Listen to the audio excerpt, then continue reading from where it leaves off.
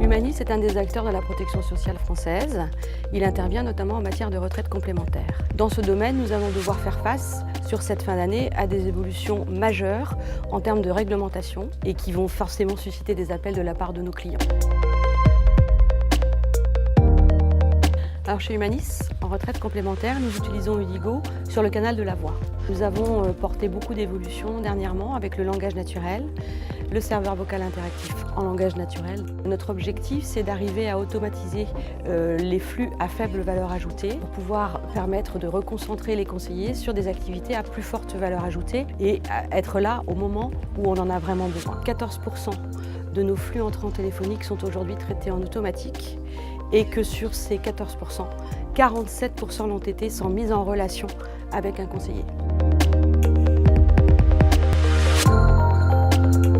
Quelque chose d'essentiel qui est la régularité du service. Nous ne pouvons pas nous permettre d'avoir des systèmes qui bug. Nous devons toujours être là pour répondre à nos clients. Le deuxième bénéfice, c'est le travail bien fait, c'est-à-dire que toutes les mises en production qu'on a réalisées, le résultat est toujours aux attendus.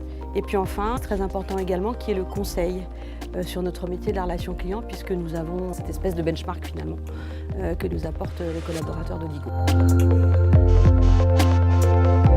Je crois que nous avons réussi à établir une relation de confiance, c'est-à-dire qu'il y a un engagement des deux parties pour que justement le service soit toujours au rendez-vous.